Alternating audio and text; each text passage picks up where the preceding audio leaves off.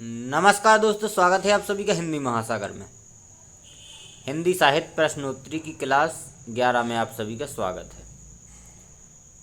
पिछली 10 क्लासों में आदिकाल के जो महत्वपूर्ण प्रश्न थे उनको कवर कर लिया गया है। आज से भक्ति काल के जो प्रश्न हैं उनके बारे में चर्चा होगी। तो वैसे 11वीं क्लास है, लेकिन भक्ति काल के प्रश्नों की ये पहली क्लास है। तो आइए देखते हैं आज के महत्वपूर्ण प्रश्न कौन कौन से हैं। पहला प्रश्न कि असंगत विकल्प को छांटिए। एक तरफ दिए गए हैं बाद, दूसरी तरफ उनके प्रवर्तक। तो कौन से बाद के कौन प्रवर्तक हैं? पहला है शुद्धाद्वैतवाद, इसके प्रवर्तक वल्लभाचार्य। द्वैतवाद के मध्वाचार्य। विशिष्टाद्वैतवाद के रामानुजाचार्य। सखी संप्रदाय के कुंभनदास। इन चार में से आपको बताना है कौन सा असंगत है, मतलब गलत है। इसका राइट आंसर होगा इस प्रश्न का सखी संप्रदाय, चौथा। इसके जो प्रवर्तक हैं वो कुंभनदास नहीं है, ये गलत है। सखी संप्रदाय के प्रवर्तक हैं स्वामी हरिदास।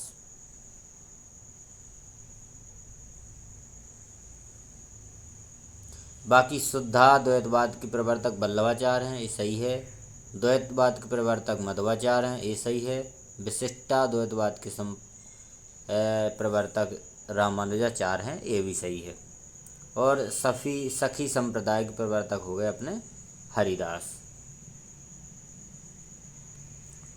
अगला प्रश्न है, पंक्ति दी गई है, आपको बताना है किस कवि की है। पंक्ति है ओ नहीं घटा परिजग छा। हाँ, पंक्ति किस कवि की है? ऑप्शन है जायसी, कुंभनदास, सूरदास, तुलसीदास। इसका राइट आंसर होगा पहला। यह पंक्ति जायसी की है। ओ नहीं घटा परिजग छा, हाँ, पंक्ति जायसी की है।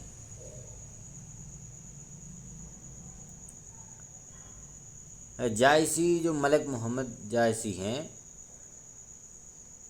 उनकी प्रमुख रचना है पद्मावत।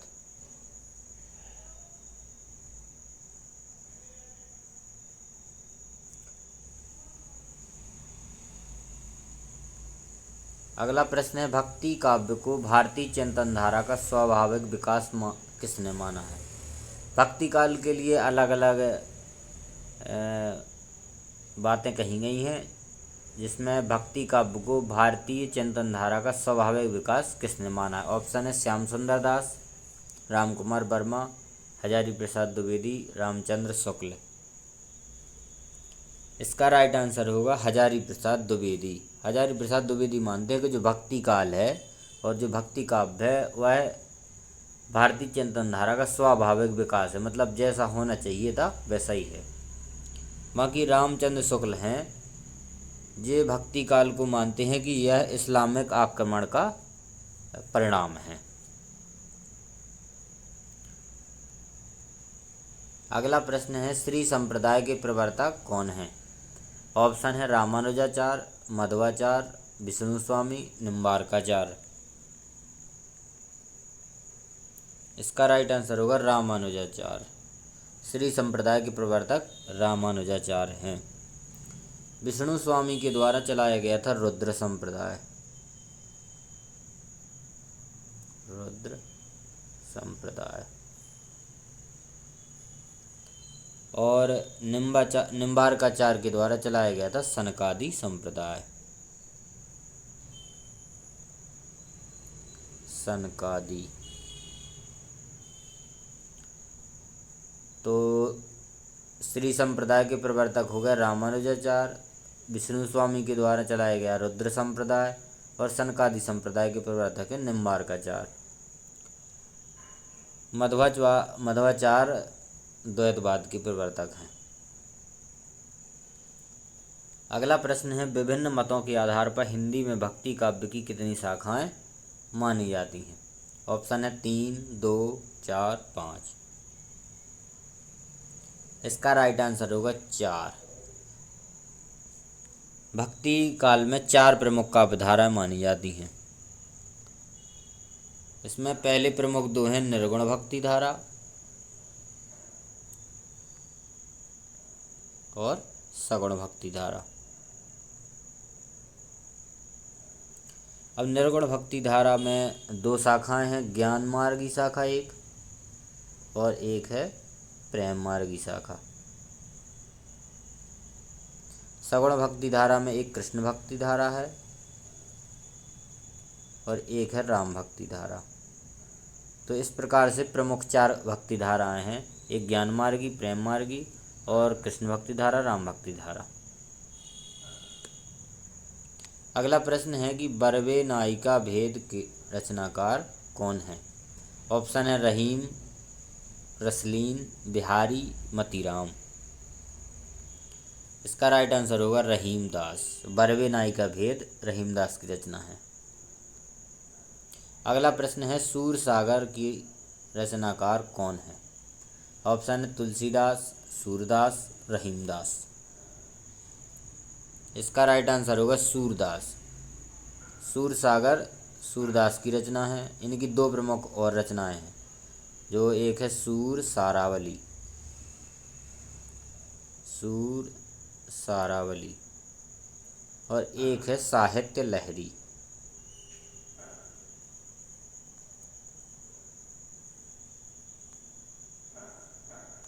तो सूरदास जी की तीन प्रमुख रचनाएं हैं, एक सूर सागर, सूर सारावली और साहित्य लहरी।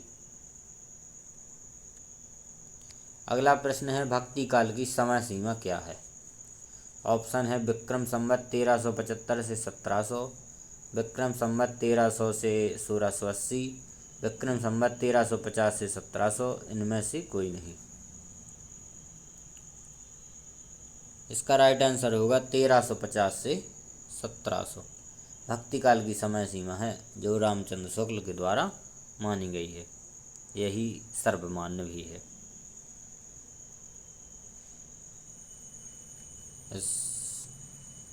इसमें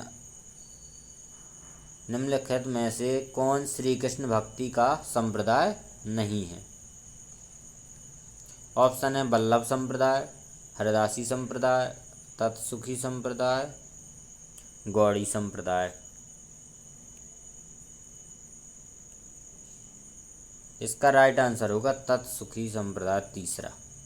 तत्सुखी संप्रदाय श्री कृष्ण भक्ति से संबंधित नहीं है। बाकी वल्लभ संप्रदाय में श्री कृष्ण भक्ति, हरिदासी संप्रदाय में श्री कृष्ण भक्ति है और गौड़ी संप्रदाय में श्री कृष्ण भक्ति। तत्सुखी संप्रदाय में श्री कृष्ण की भक्ति नहीं होती। इसके प्रवर्तक हैं जीवाराम। तो तत्सुखी संप्रदाय के प्रवर्तक हो गए जीवाराम। अगला प्रश्न है भ्रमर गुफा के लिए दूसरा उपयुक्त नाम है? मतलब भ्रमर गुफा के लिए और कौन सा दूसरा नाम है? पहला ऑप्शन है ब्रह्मरंध्र, दूसरा हृदय, तीसरा नाभिचक्र, चौथा है मूलाधार। इसका राइट आंसर होगा ब्रह्मरंध्र। भ्रमर गुफा के लिए दूसरा नाम होगा ब्रह्मरंध्र। अगला प्रश्न है इनमें से कौन आलवार महिला संत है? ऑप्शन है आंडाल, सहजोबाई, मीराबाई। इनमें से कोई नहीं। इसका राइट आंसर होगा आंडाल। आंडाल जो महिला है वो आलवार संतों की है। आलवार संतों में शामिल महिला आंडाल है।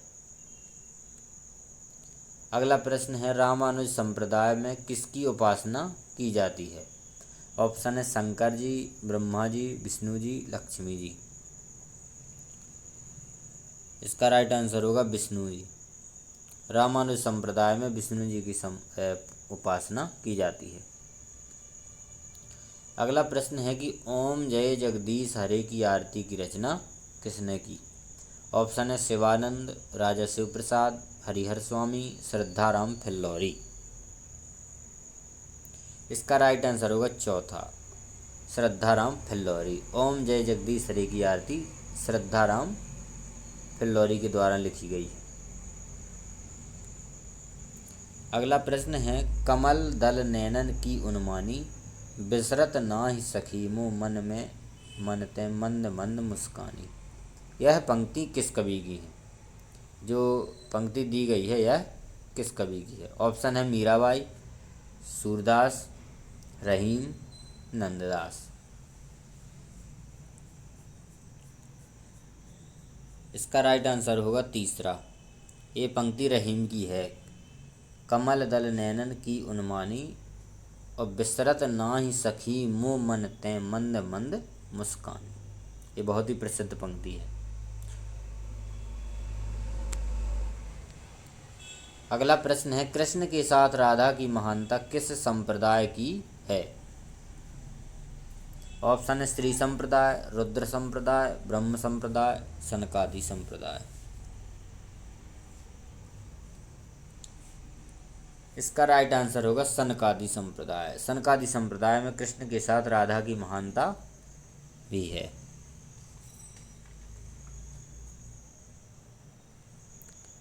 अगला प्रश्न है कि अद्वैतवाद के अनुसार क्या सही है? ऑप्शन है जीव और ब्रह्म एक है, संसार सत्य है, जीव और ब्रह्म अलग अलग हैं, ब्रह्म विशेष गुण युक्त है। तो इसका राइट आंसर होगा पहला। अद्वैतवाद के अनुसार जीव और ब्रह्म एक है। अगला प्रश्न है, रामानंद किसकी शिष्य परंपरा में आते हैं? ऑप्शन है रंगाचार्य, नाथमुनि, रामानुजाचार्य, वल्लभाचार्य। इसका राइट आंसर होगा रामानुजाचार्य। रामानंद रामानुजाचार्य की शिष्य परंपरा में आते हैं।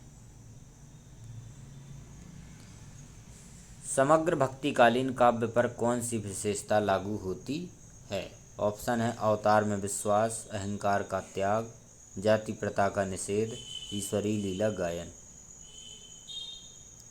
तो इन चार में से ऐसी कौन सी विशेषता है जो पूरे भक्तिकालीन काव्य पर लागू हो सकती है? इसका राइट आंसर होगा दूसरा, अहंकार का त्याग, जो कि पूरे भक्तिकालीन जो काव्य है उस पर लागू हो सकती है यह विशेषता। अगला प्रश्न है कि भक्ति का प्रारंभ कहाँ से हुआ? पहला ऑप्शन है पूर्वी भारत, दक्षिणी भारत, तीसरा पश्चिम भारत, चौथा उत्तरी भारत। इसका राइट आंसर होगा दूसरा, भक्ति का प्रारंभ दक्षिण भारत से हुआ है। इसके लिए दो पंक्तियाँ भी हैं, कही जाती हैं कि भक्ति द्रावण उपजी लाए रामानंद, और कबीर ने प्रकट किया सात द्वीप नौ खंड। इसके प्रमाण स्वरूप यह पंक्ति कही जाती है।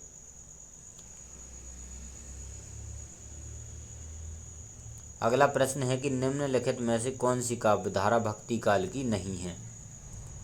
ऑप्शन है संत काव्यधारा, राम भक्ति सा काव्यधारा, छायावादी काव्यधारा और सूफी काव्यधारा। तो इसका राइट आंसर होगा छायावादी काव्यधारा। यह भक्ति काल में शामिल नहीं है। बाकी संत काव्यधारा, राम भक्ति काव्यधारा, सूफी काव्यधारा ये भक्ति काल की काव्यधाराएं हैं। तो इस वीडियो में इतना ही, मिलेंगे अगले वीडियो में। यदि वीडियो पसंद आया है तो लाइक करें, कमेंट करें और चैनल पर नए हैं तो सब्सक्राइब ज़रूर करें। ये सभी जो प्रश्न लगाए हैं सभी पुराने परीक्षाओं में आ चुके हैं, तो बहुत ही महत्वपूर्ण प्रश्न हैं। मिलेंगे अगले वीडियो में। धन्यवाद।